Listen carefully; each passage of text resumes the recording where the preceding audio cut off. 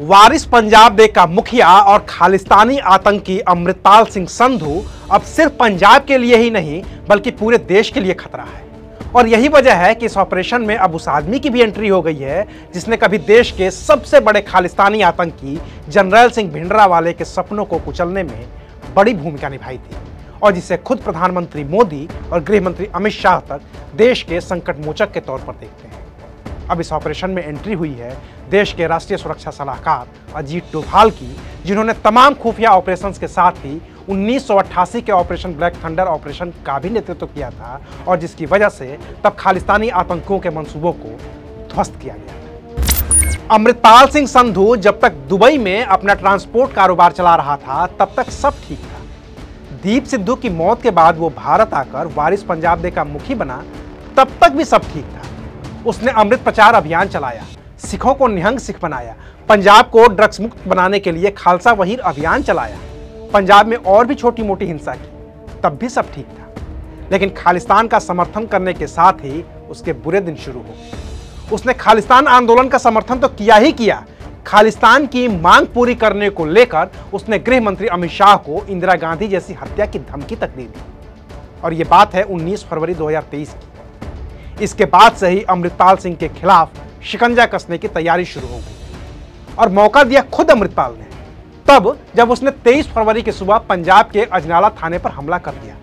उस थाने में अमृतपाल का एक करीबी तूफान सिंह बंद था। अमृतपाल और उसके साथी पंजाब पुलिस पर भारी पड़े और फिर मजबूरी में पंजाब पुलिस ने अमृतपाल के साथी को जेल से रिहा कर दिया।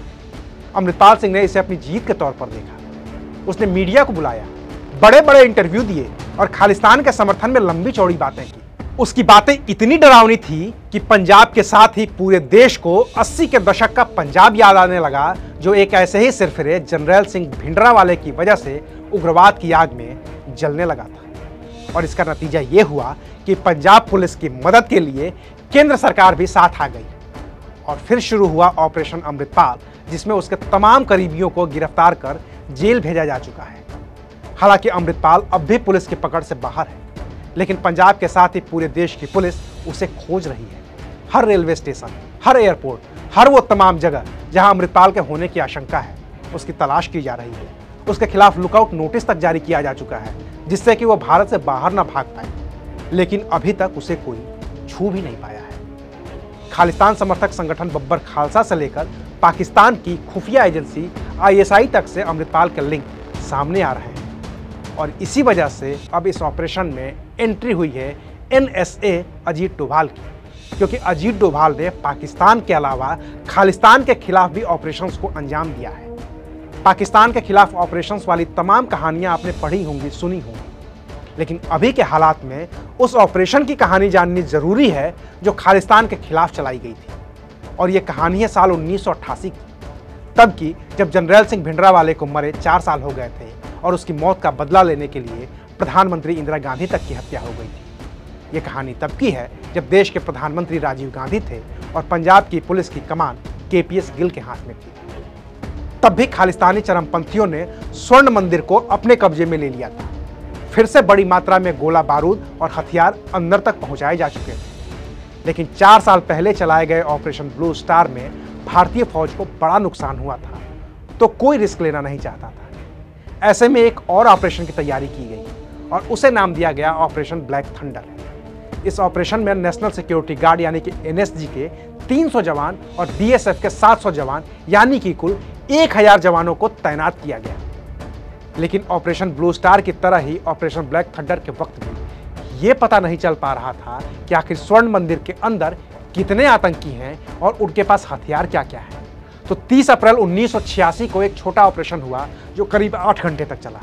इसमें एक आदमी मारा गया और 2 घायल हो गए, लेकिन मकसद पूरा नहीं हो पाया क्योंकि सेना के पास जरूरी जानकारी नहीं थी। ऐसे में खुफिया एजेंसी के अधिकारी रहे अजीत डोभाल ने एक रिक्शे वाले का वेश बनाया और स्वर्ण मंदिर के आसपास रिक्शा चलाने लगे। कहा जाता है कि इस दौरान उन्होंने खालिस्तानी आतंकियों को यह भरोसा दिला दिया कि उन्हें ISI ने खालिस्तान समर्थकों की मदद करने को भेजा है जो स्वर्ण मंदिर में कब्जा करके बैठे हैं। भरोसा होने के बाद खालिस्तानी आतंकी अजीत डोभाल को लेकर स्वर्ण मंदिर के अंदर तक गए।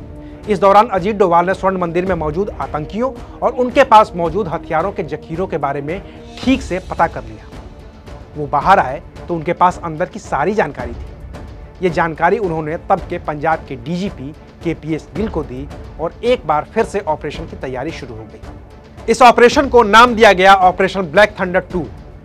9 मई 1988 को यह ऑपरेशन शुरू हुआ जो 18 मई 1988 तक चला। इस ऑपरेशन में 41 खालिस्तानी आतंकी मारे गए और 200 से ज्यादा खालिस्तानियों ने सरेंडर कर दिया। कहा जाता है कि खालिस्तानी आतंकियों को भरोसे में लेने के लिए इस ऑपरेशन के वक्त भी अजीत डोभाल अकाल तख्त के अंदर ही थे।